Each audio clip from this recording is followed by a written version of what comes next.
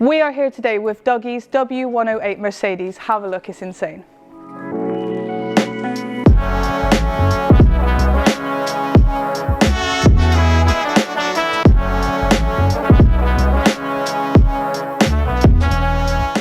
So I'm here with Dougie. Dougie, please tell me some more about your magical car. This is my 1972 W108 Mercedes, 4.5 V8. I brought it across from California in 2018. Ran it around for as a bit of a rat rod for a year. Okay. What do you love the most about your car? Probably the airlift suspension. We fitted that to make it quite cool when we first did it, because we could run it around literally a standard looking car, yeah, but slammed in the ground. All right, I want to know more about the car. Please take me for a walk around it.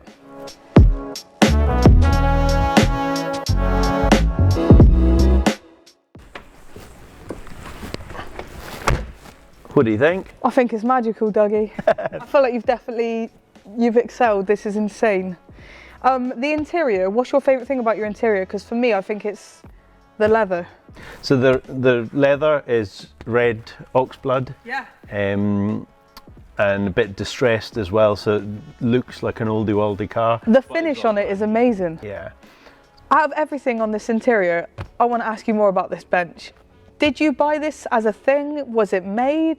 So the interior, the bench seat. Yeah. Bench seat was an option in '72. Okay. My car didn't have it.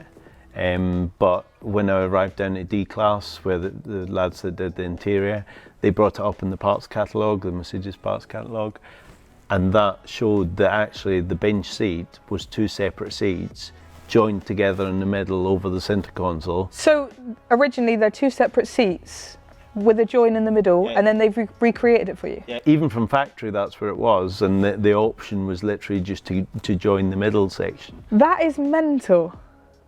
But it looks amazing. I love everything. And my favourite other thing is the perforated centres in the seats. They look fantastic. So that's to replicate the basket weave that it came with from factory.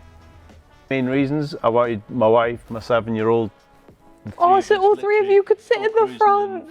Oh, that's amazing. I love all these extras you have around the sides, all these extra wood trims. So the ebony wood. Yeah.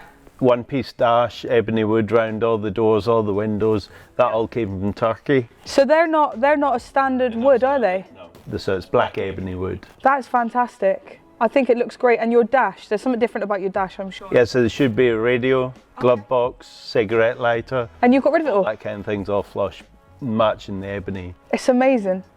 So this is the same wood here? Same wood as what's in the doors as well. Oh, it's so good. The steering wheel's insane. Matches steering wheel, gear knob, all around all the windows, the sill plates. And I'll tell you one thing that I did not know about this car, which has blown my mind, that looks amazing, is your seatbelts. Seatbelts, and the 6 of them as well.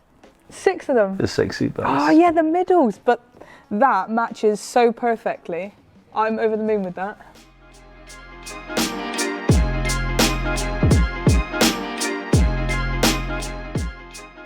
This is the moment that we've all been waiting for, let's not lie. Dougie, pop the hood. Right, now is this a standard engine? So it's a 4.5 engine that the car came with, okay. 4.5 V8. Yeah. In California, they came as 4.5s. Okay. Purely, the rest of the world was 3.5s, but in California, because of emissions, yeah, they had to run as 4.5. This bay looks mint. Yeah, as I say, I ran it for a year. Okay. And it was reliable. I wanted it to fail. I wanted it to fail and stick an LS engine in it. No. But I'm glad that this is this, yeah, because I think it matches the car so nicely and it still seems really true to itself. Yeah. It looks standard, and being with a V8 as well, yeah, it gave me the noise and the performance I wanted. Everything you need. Yeah. So is it loud? So it's 200 horsepower, standard. The only thing that really we've played around with, apart from changing seals and gaskets and stuff, is the exhaust. So the exhaust bimodal, so switchable. So it's like a quiet loud? Yeah. So you can, to me, you can rock up to a classic car show, silent. Yeah, nice. And pull away, press a button, and it's like Armageddon. So you can arrive like the casual gentleman and leave ultimate gangster. Yeah. I feel like that's you in a nutshell. So.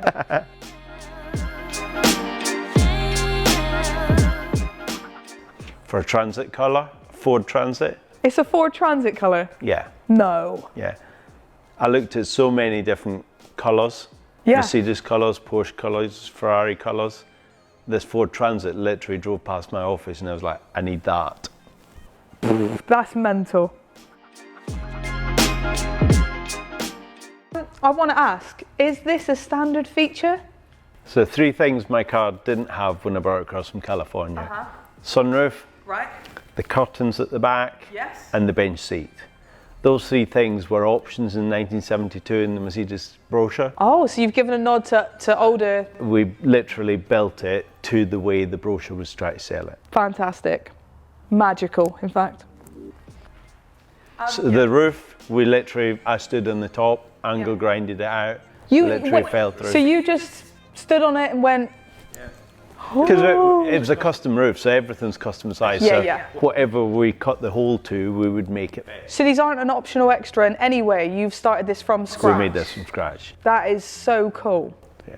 I love everything about it. I think it matches the car perfectly. One thing I am looking at is all the chrome on the car that should be engraved. Dougie, earlier you were telling me that you could change the sound of the exhaust. Let me hear it.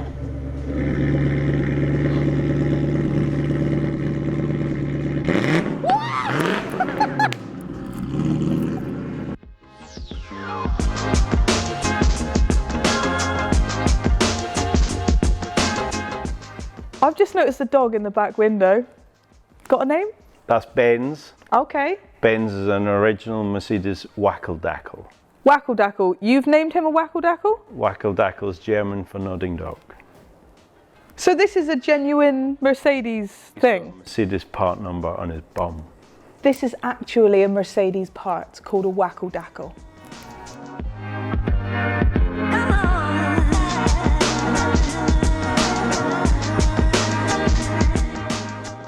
Okay, so I know for a fact there is no way you would have got it this low just with bags. What did you do?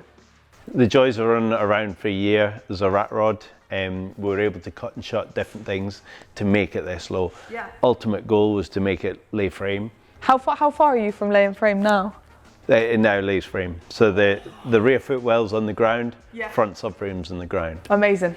But the back, the rear axle's got a compensator spring in it from standard to help with the ride because an S-Class, it's luxury. Yeah. That got thrown in the bin. Then the front top and bottom arms were literally touching each other as they come up, so we had to notch them to make that fit as well. So it's a lot of extra work. Yeah. But how worth it? It Yeah. looks amazing. That's a wrap from us today, guys. Dougie, thank you so much for showing me around your car. Last question from me, what's next for the car? I've done all the modifications that I wanted to do. I'm now going to enjoy the car. Nice. Job done.